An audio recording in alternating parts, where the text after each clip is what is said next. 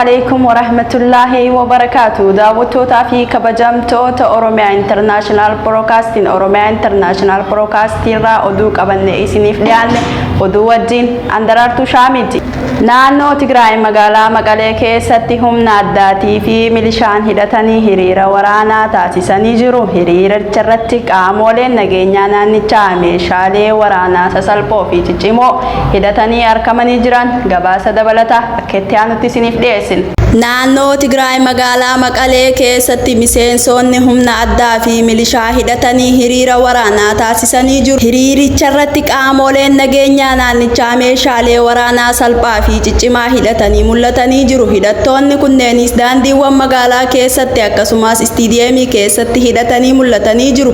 Ta'us garuu kaayyoon hiriirichaa maal akka ta'e mootummaan naannoo Tigraay ifa hin goone.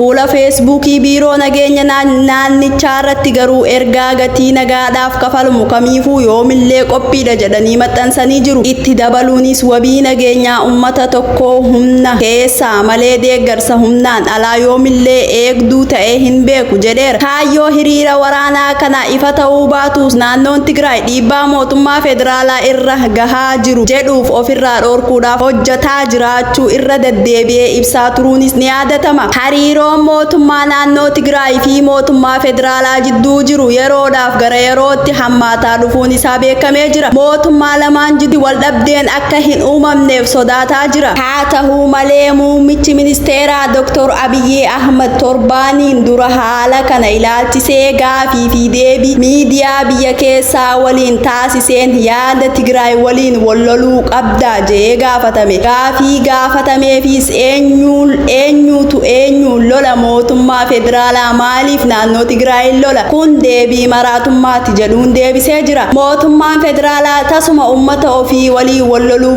fedhii fi yaadallee hin qabu jedhee dubbatee ture. Mootummaan naannoo Tigraay garuu ammoo ibsa torbaan dabre baaseen gareen abbaa irree saba daneessummaa hin lelifneen ammatti aangorra jiru ummanni mootummaa Tigraay filannoo gaggeessaa waan jedhe qofaaf qophaa'eera. Haadholeen haa boo'anii dhiigni dargaggootaa haa jigu tajaajilli hawaasummaa ni jiga jechuun adda baabaayii fokkoreera jechuun mootummaa federaalaa himateera. Dabalataanis waggaa lamaan dabranitti ummata Tigraay irratti waraanni rabsamee jira jedhee dubbateera. Qabsoon kun kan ummanni Oromoo mirga isaa guutumatti kabajsiisuuf mootummaa sirna nafxanyaa waliin taasisaa jiru malee kan ummata Amaaraa yookiin sabaa fi sablammoota biraa yookiin amantii kamuu irratti xiyyeeffatu miti jedha rogeeyyoonni siyaasaa babbeekamoon Oromoo.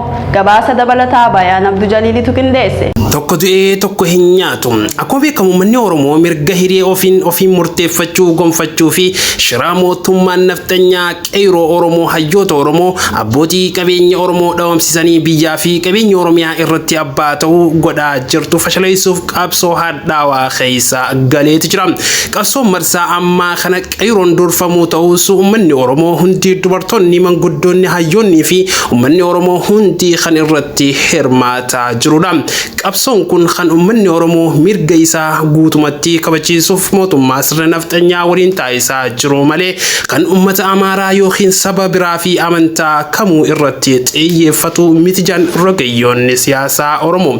Kanaaf uummanni Oromiyaa keessa jiraatu hundi sodaa tokko malee shira diinni qeeroo fakkaatee qabsoo Oromoo xureessuuf godhu akka dura dhaabbatanii fi fashaleessitan waamicha keenya dabarsina jedhan rogeeyyoonni siyaasaa Oromoo. Rogeeyyoonni siyaasaa Oromoo kun akeekkachiisaas lafa kaaniiti jiran. Humnoonni nageenyaa Oromiyaa keessa sochootan hundi isiniif maatiin keessan har'aas fuula duraas kan jiraattan uummata kanaa waliin waan ta'eef qabsoo uummata kanaa wajjin akka dhaabbattan waamicha keenya irra deebinee isiniif dabarsina jedhan. Waamicha kana tuffattanii har'aas akkuma kalee dhiiga ilmaan Oromoo dhangalaafne dargaggoota Oromoo ajjeefne nagaan maatii keenya wajjin jiraanna jettanii yoo yaaddan gowwummaadha. Namoota waraanaas ta'anii yookiin kaadiree ta'anii uummata Oromoo ajjeesanii fi ajjeesaa jiran eenyummaa isaanii fi iddoo jireenyaa fi dhaloota isaanii qoratamee bifa isin sheeneessuun dhiigaa fi lubbuu ilmaan Oromoo kan kafalannu ta'uu asumaan isin akeekkachiisu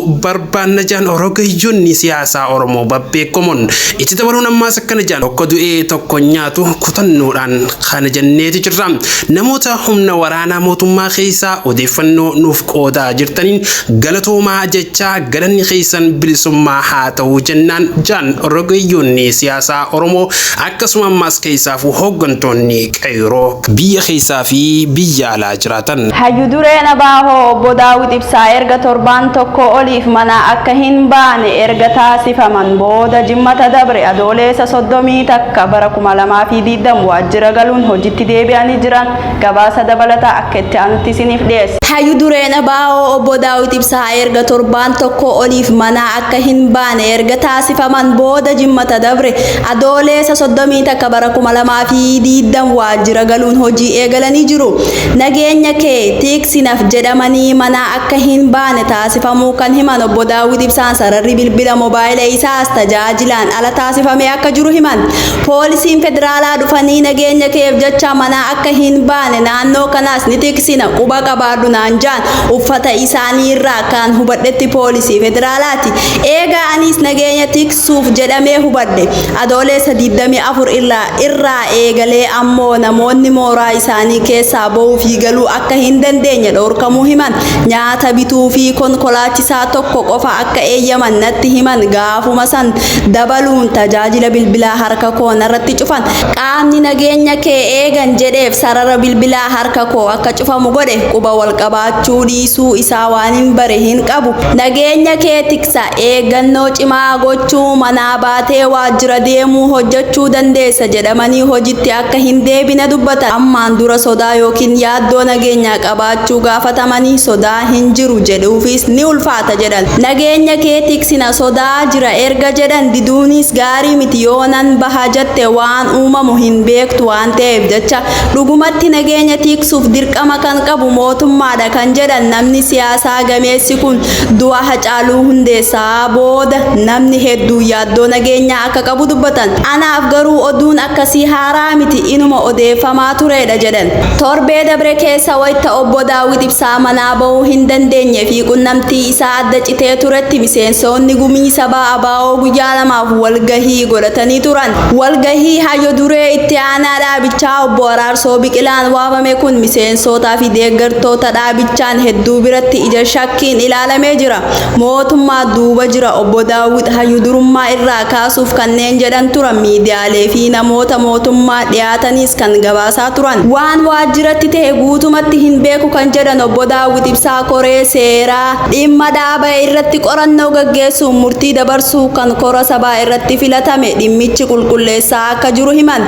Qorannoo gaggeessaa jiraachuun murtii xumuraa irra yeroo geenya kan beekamu taha hanga sanitti waa'ee kanaa yaaduu dhiisnee miseensa hunda hojii isaanii hojjechuu qaban kun seera dhaabichaa waan ta'eef kan isinumaaf dhiisna. An quba hin qabu maaltu akka gaggeeffame dhugaas hin beeku. Miidiyaalee tokko tokko waan xiqqoo argataniin waan baay'ee nurratti odeessu kun waan haaraa miti olola abaa'oo irratti duulamaa jirudha. Abaa'oon erga chaattaraarraa bahee waggaa 30 tahee kan jedhe obbo Daawit Ibsaa waggoota kana keessatti mootummaan humnoota hedduu abaa'oo akka dhaabaatti akka hin jiraanneef hedduu yaalanii jiru. Humni baay'ee yaalee namni wareegama malee hedduu wareegamaniis waggaa lamaan asiyyuu akkasumas baay'ee yaalamaa ture garuu dhaabichi numa jira. Dhaaba kana abaa'oo jechuun tulluu guddaa jechuudha. Oromoof Oromiyaan dhaaba kana ijaaree asiin gahe. Adda bilisummaa Oromoo jechuun kan hooggantootaati miti kan daawwidii miti. Namni keessaa harca'uun wal harcaasuun ni jiraata kun immoo adeemsa qabsooti jedhan. Tolegaa daawwattootaa fi kabajamtoota keenya oduun har'aaf isiniif qabannee dhiyaanne kana fakkaataa gama ogummaa teeknikaatiin kan na wajjin ture Bayaan Abdu Jaliil hanga oduu biraatiin walitti deebinutti nagaan nuuf tura. Assalaamu alaikum warahmatullaahi wabarakaatuh.